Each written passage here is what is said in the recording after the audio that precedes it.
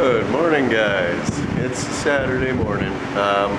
Yeah, I work Monday to Saturday, long days, so I don't really have a lot of time to make videos, but I'm going to try to at least get one a week done. I got some more work done on my forge yesterday. It's a bit of a slow day, so I'll show you guys what I built. Get the front door done. Look, you can tell. So I cut all this freaking steel out of some rectangle tubing and stuff, just this stuff here. Just marked out my flat pieces and cut them out. And when you cut out friggin' square tube or rectangle stock or whatever, usually it bows. So I had the old friggin' wooden 2x4s or 2x6s set up over there, and I freaking hammered all the pieces flat and made them all nice and square, and then friggin' had at it. So you can see some of the seams from the friggin', I don't know. I'm really tired right now. But anyways, I did a really nice finish on it. I didn't butt the pieces right up beside each other. What I did is I kind of, this is something else that I'm building, working on. Well, I got to build 3 things: an anvil, 4 things actually: anvil, forge, kiln, and then bench, or not a bench, a belt grinder. But anyways, what I did with the pieces for the front door is I set them up, really hard to do through the viewfinder on the camera, like that, and then I welded that, and then I ground it down nice and flat, and it friggin' looks nice. It's all seamless, it's nice and round. I didn't do that with this, and I really friggin' should have, because now I've got a friggin' lip of weld there, and if I grind that down, then you're gonna see the seam. So yeah, still got a little bit more finish work to do on the top box, but so far it's turning out pretty decent. I've just got my last 2 materials to get, the fire brick and the silica sand, which should be here on Tuesday. And this thing's going to be running off of waste oil, so I've started collecting. It's about a week's worth of waste oil. We go through a bunch of it, so waste oil, and then that line lets me know that it's full, so I've got 10 jugs, 10 gallons, and then that one's not quite full. So yeah, it does not take long working as a mechanic to get waste oil. So it's free, it burns hot enough, so I'll definitely be running this in the kiln. I'm going to see if I can use it in the forge. I don't know if spraying oil into the forge is going to affect it or affect the metal in ways. I'm not sure, but we'll find out. We'll find out. So a bunch of you guys have been asking for an update on the 4Runner and the Cummins and all my projects and stuff like that. I have not touched the 4Runner in probably a good 1.5 years. I think the last thing I was doing to it was that rad, to relocate the rad to the back, and you guys seen me kind of mocking it up in one of those videos. That was the last time I touched it. Been way too long. I've got cardboard templates, you can see them right there, for Dana 60 Kingpin front axle. Those would be gussets and stuff and armor, so that I don't bend the crap out of it, because I want to jump it. It's gonna happen. So I'm gonna do the axle swap on the front. I've got to re-gear the rear to match the front. I've got to build the armor and gussets and stuff for the front axle. I have to rebuild my motor mounts. I guess I was a little rough on it, and I didn't quite get as good penetration on the welds as I thought I had, and I broke the passenger side motor mount right off the frame. It's luckily there was enough material there to kind of wedge the engine, so it's caught between the frame and the exhaust. Yeah, I'm rough on stuff. I got to pull the timing chain out of it, redo that, and put my headers on it, and then move the rad to the back, and then I think that's it. I think. Probably not, but we'll see.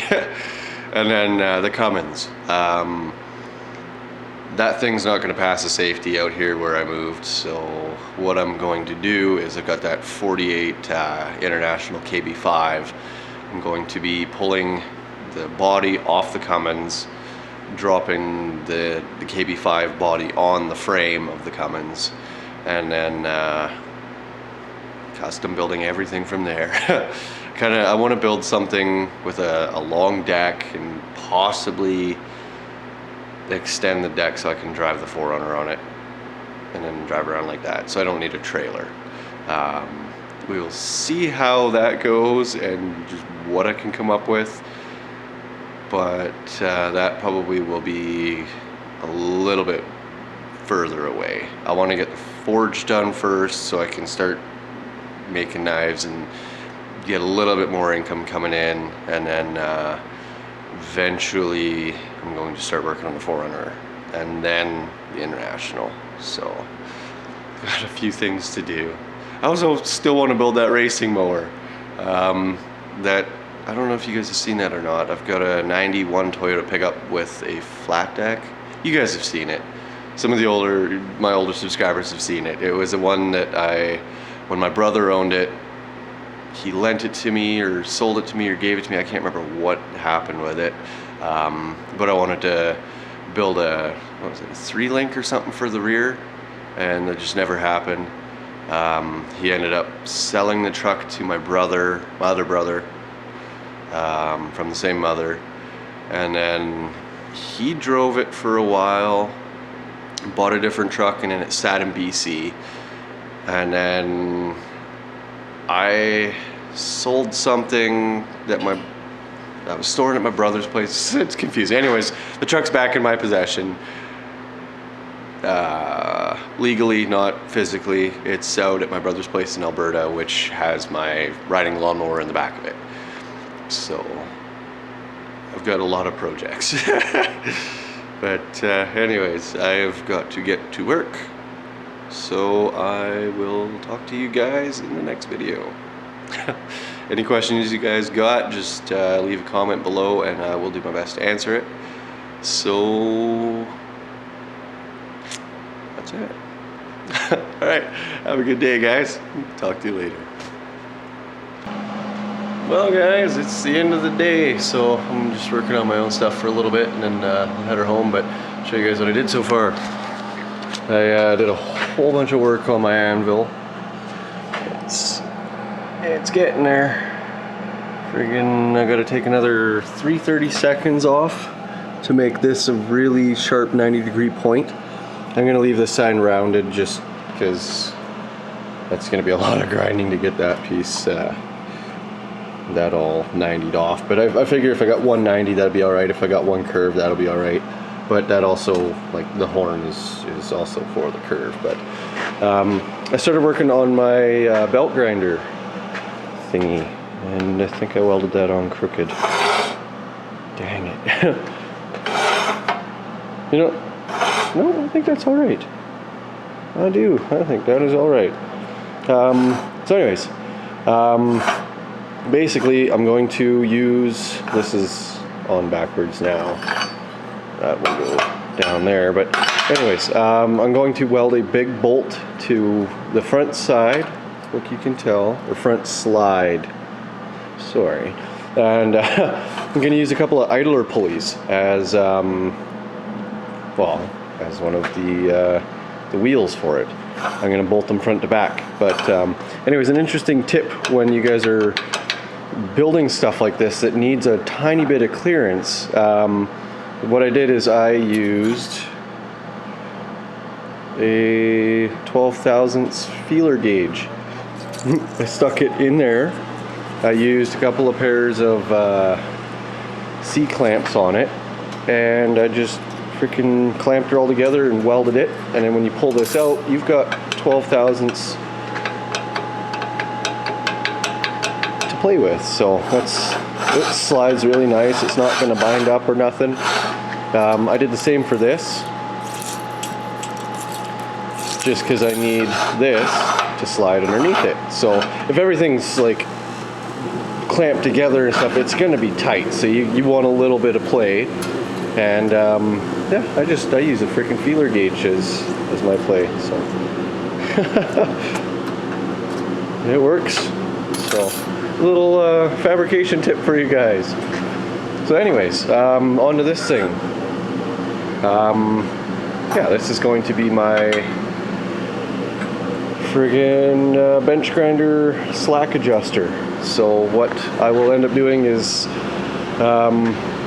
the top and bottom plates here are going to have a hole perfectly drilled into it, and then I will use some of this friggin' threaded rod.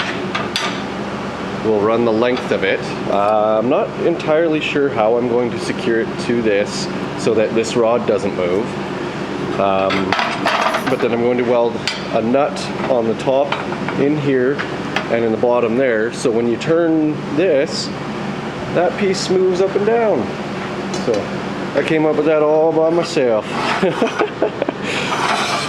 So yeah, it'll work pretty good. That'll give me a lot of play. I figure I'll be able to run between, depending on how it's laid out, I could run a 72-inch belt, which is fairly common.